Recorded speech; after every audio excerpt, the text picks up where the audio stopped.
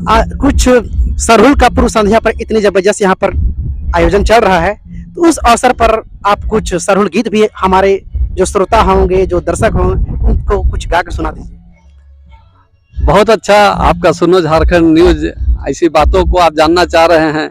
वास्तव में देखिए, हम अभी थोड़ी देर पहले आपको बताया था कि उस परम शक्ति जो मनुष्य के रूप में इस मानव के साथ में हमें चलना सिखाया, रहना सिखाया, जीना सिखाया, खाना सिखाया, पीना सिखाया, क्या खाना है, क्या पीना है, क्या कैसे रहना है, इसको सिखाया। और उस काल में बोला है, तेरा शिवा पारा को बीड़ी नार गालागी, ये राशिबा पारा को बीड़ी नार गालागी।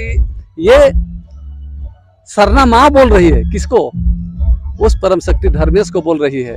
ये राशिबा पारा को बीड़ी नार गालागी, ये राशिबा पारा को बीड़ी नार गालागी।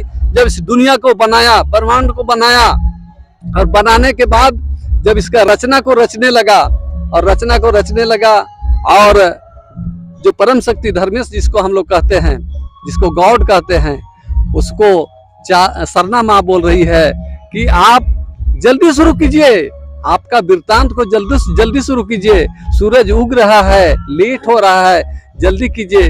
तब वो परम शक्ति सरना माँ को कहता है, चीरो चिल्पी पकल के चीरी, देवी दता लेखेरा हलदी, ये राशिबा पारा को बीड़ी नार गालागी। वो परम शक्ति जिसको गॉड कहते हैं, जो भगवान कहते हैं, जिसको हम लोग धर्मेश कहते हैं, उन्होंने कहा कि आप चिरोचिल्पी पोकल की चिरी, मतलब समस्त ब्रह्मांड में जितने आप पेड़ पौधा सबको देखते हैं कि इस समय सरहुल के समय एकदम नया रूप में हरा भरा रहता है, नया पत्ती आती है, फूल से लदा हुआ रहता है। तो उसी को उस परम शक्ति ने कहा कि आप तो मतलब ओढ़ के पींद के देवी देवता की जैसा दिख रही है, मैं शुरू कर रहा हूँ, चिंता क्यों कर रही है। ये बात कही गई है, वो परम शक्ति ने कहा है, उस सरना माँ ने कही है, जो इतिहास में गुथा हुआ है आदिवासी समाज के बीच में। यही सत्य। अच्छा, यह भी माना जाता है कि जब सरहुल पूजा के बाद से जो भी इस साल का धान या फसल उगता है, तो सरहुल पूजा के बाद से ही उस अनाज को ये किया जाता है, ग्रहण किया जाता है। इसके बारे में भी हमें कुछ बताएं। ये सरहुल पूजा जैसे आपका होलिका दहन होता है, हम लोग का आदिवासी समुदाय में इसको होलिका दहन नहीं बोला गया है, आदिवासी समुदाय में इसको फग्गू बोला गया है। लेकिन इस मानव को विचलित करने के लिए अलग नाम से नवाजा गया है।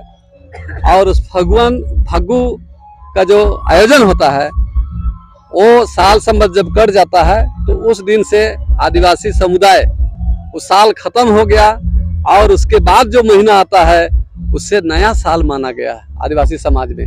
और इसीलिए फागुन के बाद जो पेड़ में फल लगता है, जैसे कटहल हो गया, डऊ हो गया, जिरुल फूल हो गया, है ना, डऊ फूल हो गया, फुटकल का साग हो गया, और कोमल पत्ता जो भी है, आदिवासी समुदाय इसके इस प्राकृतिक से डर रखा। और इससे जब तक सरहुल पूजा के दिन इसको भोग में नहीं चढ़ाया जाता है, तब तक इसको अर्पित नहीं किया जाता। इवन की ये भी है कि जब फगुआ जब हुआ ना, फगुआ होने के बाद में साल संवत खत्म हो गया, तो उस समय हमारा सरना माँ कुंवारी है बोल के उस समय शादी भी नहीं रचाया, हम मानव का शादी भी नहीं रचाया, इसलिए कि शादी रचाने से, अभी सरना माँ कुंवारी है, अभी शादी रचाने से उसको दोषित समझा।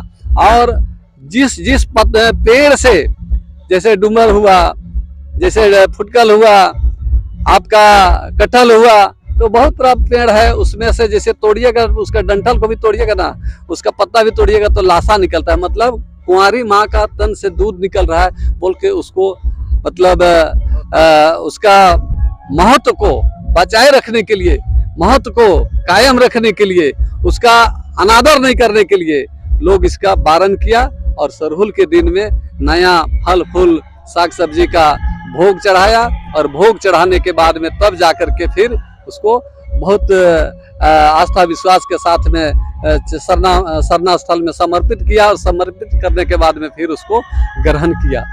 और एक चीज और पूछना चाह रहे थे कि सखुआ का जो फूल होता है, सरहुल पूजा बीतने के पश्चात आदिवासी के जितने भी या टोला मोहल्ला के जितने भी घर में होता है, उनका फूल को हर घर में खोसा जाता है, इसका भी कुछ बताइए।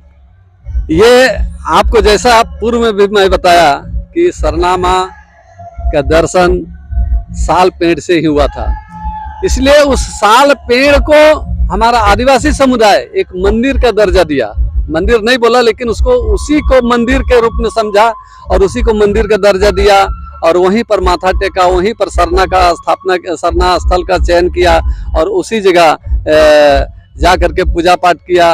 और उसके बाद आपका सरहुल फूल जो है, सरहुल फूल को आशीर्वाद स्वरूप, सरहुल फूल को आशीर्वाद स्वरूप उससे धन दौलत का मतलब सांस बरकत ये इसमें बढ़ोतरी हो के लिए लोग उसका एक समर्पित भावना से उसको अपना स्वीकार करते हुए उसको, जैसे घर में आपका दरवाजा में उसको खोस दिया जाता है ना, आपका धान का मोरा रहता है उसमें खोस दिया जाता है, छटका रहता है उसमें खोस दिया जाता है। अब तो बहुत कम किया जा रहा है।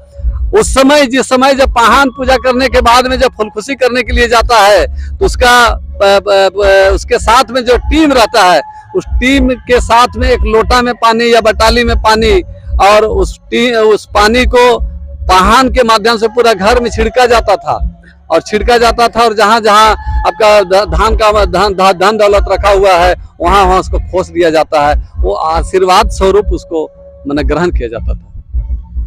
तो फिलहाल आप सुन रहे थे आर्य भगत जी को, जिन्होंने सरहुल के बारे में पूरा डिटेल से पूरा इतिहास को हमें अपने कम शब्दों में हमें इतनी सारी चीजें बताया। इसके लिए हम इनको फिर से हम धन्यवाद कहेंगे। धन्यवाद।